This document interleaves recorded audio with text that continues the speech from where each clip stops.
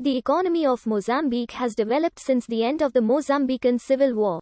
In 1987, the government embarked on a series of macroeconomic reforms designed to stabilize the economy. These steps, combined with donor assistance and with political stability since the multi-party elections in 1994, have led to dramatic improvements in the country's growth rate.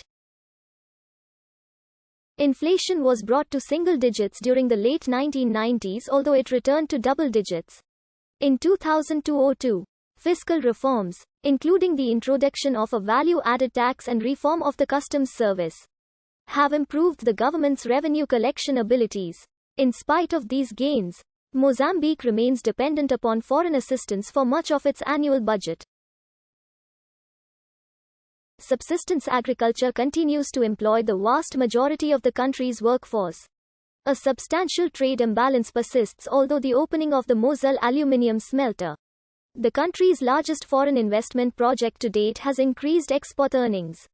Additional investment projects in titanium extraction and processing and garment manufacturing should further close the import-export gap. Mozambique's once substantial foreign debt has been reduced through forgiveness and rescheduling under the International Monetary Fund's heavily indebted poor countries and enhanced HIPC initiatives, and is now at a manageable level.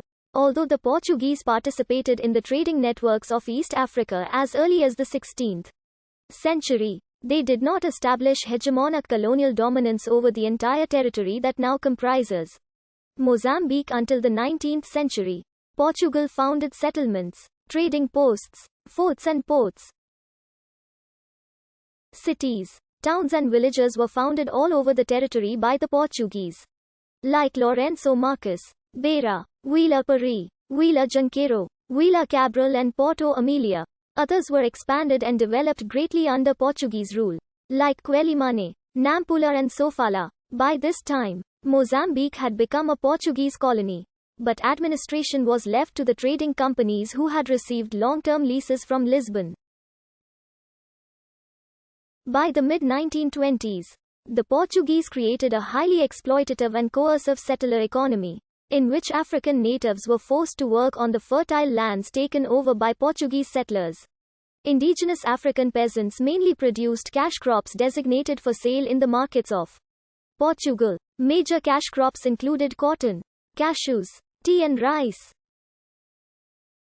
This arrangement ended in 1932 after the takeover in Portugal by the new António de Oliveira Salazar government. Thereafter, Mozambique, along with other Portuguese colonies, was put under the direct control of Lisbon. In 1951, it became an overseas province. The economy expanded rapidly during the 1950s and 1960s, attracting thousands of Portuguese settlers to the country. It was around this time that the first nationalist guerrilla groups began to form in Tanzania and other African countries. The strong industrial and agricultural development that did occur throughout the 1950s, 1960s and early 1970s was based on Portuguese development plans, and also included British and South African investment. In 1959-60, Mozambique's major exports included cotton, cashew nuts, tea, sugar, copra and sisal. The expanding economy of the Portuguese overseas province was fueled by foreign direct investment and public investment, which included ambitious state-managed development plans. British capital owned two of the large sugar concessions, a Franco-Portuguese syndicate. In the sisal plantation, Swiss capital was invested, and in copra concerns, a combination of Portuguese, Swiss and French capital was invested. The large availability of capital from both Portuguese and international origin, allied to the wide range of natural resources in the growing urban population, lead to an impressive growth and development of the economy. From the late stages of this notable period of high growth and huge development effort started in the 1950s, was the construction of Cahora Bassa Dam by the Portuguese, which started to fill in December 1974 after construction was commenced in 1969.